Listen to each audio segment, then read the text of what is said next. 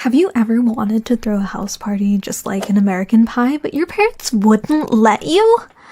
Mine don't let me do anything. Stay at home, don't go there. But I really wanted to. Hey everybody, my name's Casey by the way, and I'm 17 years old. So this one time, I met an older guy. He was 22, rode a motorcycle, played guitar, wore a tattered leather jacket, almost like a bum, except normal. I knew that he didn't take me seriously, but I tried to hint at him that I wanted more. I mentioned that my parents were going to be out of town for a few days on vacation. From Friday to Monday, they would be far away at the Mills Falls at the Lake Hotel. I told him we can be alone at my place while my parents are gone. We'd have 3 whole days together and you can stay overnight with me. He replied, "Yeah, babe, but I have a better idea. Let's have a party." Wait, what? I'm dropping hints for him to spend time with me and spend the night, and he wants other people around. It seems like he wasn't the sharpest tool in the shed. But I thought to myself, fine, and replied, "Yeah, let's do it." He said, "Okay, see you Friday, baby." I was very nervous because this was going to be my first time at a party and in my own house, no less. I saw my parents off with a smile and promised them that everything would be just fine. I called Derek, that was his name, immediately afterwards and told him that my parents had left and that he could drive on over. By the way, Derek, if you're seeing this, you are a shithead! I put on the shortest red dress I could find, doused myself in perfume, and was ready to start receiving guests.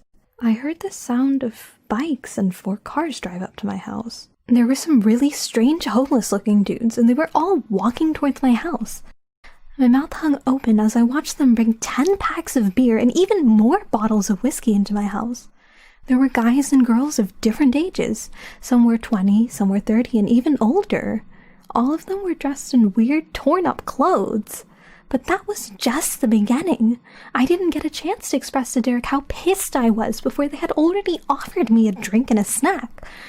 Derek joined in. So I went upstairs and locked myself in my room. Then I heard the sounds of hard rock coming from downstairs. It was shaking the entire house. I didn't have time to panic when some guys with an empty whiskey bottle burst into my room and invited me to play spin the bottle with them. I was scared and I agreed, so we were playing and doing the stupidest dares. I was even able to relax, but then I got dared to kiss Derek. Everyone started clapping, giggling, and joking. He hung over me and said, "Come on, babe, do it." I didn't know how to do it well and was really shy in front of everyone, but then I just went for it. It was awesome. Our first kiss had an audience. I relaxed a bit and felt comfortable. A few hours later, the house was filled with empty beer cans, and there was a line for the bathroom like it was a McDonald's. I was ready to wrap it up and called Derek upstairs. I took him by the hand and we went up to my bedroom. There, we kissed again. He could hardly stand up. At that moment, I heard a loud commotion downstairs and the music turned on again. I wanted to run out and see what was going on, but he stopped me at the door. He said drunkenly, "So, let's keep going?" I didn't know what to do. He reached to pull me in for a kiss. I stepped back and he fell to his knees. He started laughing. I was so scared. I helped him up, although I really shouldn't have. He couldn't see anything. His eyes were darting in all directions. Once again, he rushed at me for a kiss, and then it happened. He vomited right on my dress and on my hands. I pushed him off and immediately ran down to the bathroom. I couldn't cover my nose because my hands were nasty. I wiped them quickly on the dress and ran downstairs. What I saw shocked me. Everyone was puking all over the floor, like on Family Guy. They started vomiting everywhere. There was nothing but smelly puddles all over the place. I vomited myself and ran to the bathroom, but I was even more shocked there. There was a man with a beard in the bathtub, with an inflatable ring around his waist. The tub was filled with water mixed with vomit. He was laid back like he was at the most luxurious resort and was drinking whiskey through a straw. He said in a very low, drunken voice, Baby, take off your clothes and jump into my pool of love. We'll forget all of our worries tonight. What? Is this a dream? What the hell was the pool of love? It was both funny and scary, and I wanted to cry. I didn't know what was happening. I got it together and told myself convincingly, Casey, you are strong. You will clean it all up before your parents get back. Everything will be fine. I started picking up bottles all over the house. All of the sick people were lying around, like dogs. I threw up again and gave up. I went down to the basement and started crying. Fortunately, after about an hour, it was all over. The neighbors had called the police. That's when I knew I was screwed. This was the end for me. My parents would find out. Everyone in the house was taken to the police station. My parents were rushing home and my phone was blowing up.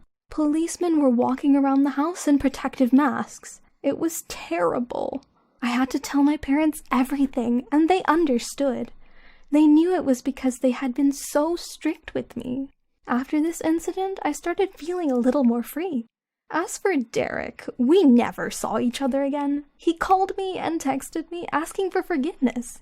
I don't want to see him again. My family was reasonable and didn't sue. Those guys got off with only a small fine, and they agreed to pay for the whole mess in the house. Everything that they broke cost them about $7,000, a small amount when split between 20 to 25 people.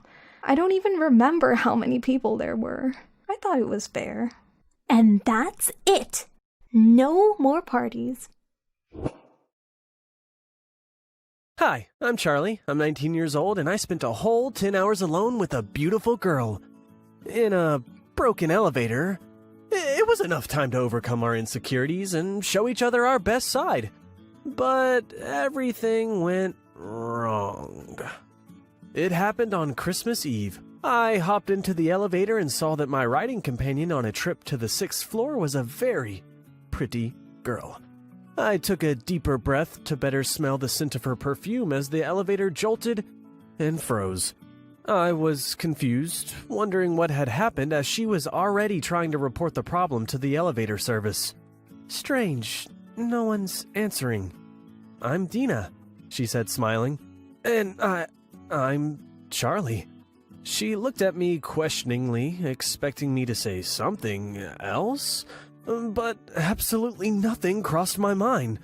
Time passed and I continued to be silent, trying to look completely at ease as if I were not embarrassed by the awkward silence. I really wanted to get to know her better. When would I ever get another chance like this? I just couldn't figure out where to start. She spoke first. This is taking a long time. I hope we'll be out in time for the holiday.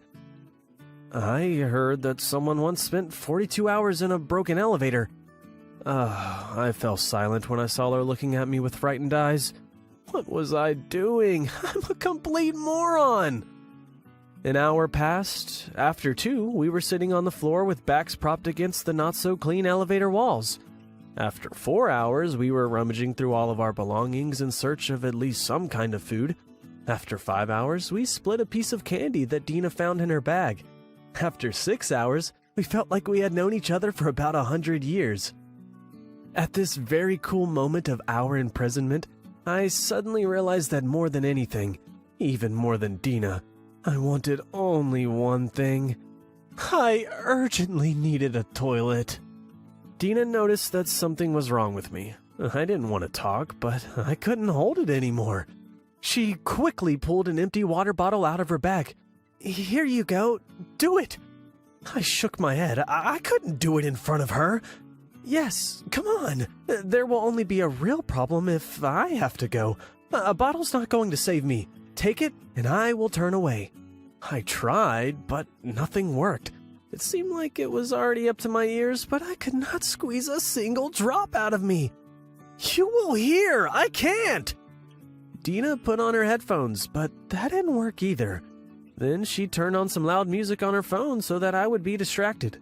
So, standing in the far corner of the elevator with my back to Dina, while a relaxing Sting song was playing, I finally did it. I put the lid on the bottle and bashfully put it behind my backpack. I was about to thank her when the elevator started moving again. The doors opened and we were released. We were almost gone when we heard a loud scream from the technician. "Guys, you forgot your lemonade!" I had to go back for that damn bottle. I never got Dina's number. It was somehow a little awkward after that. So that's when we parted ways. Thank you for listening to my story.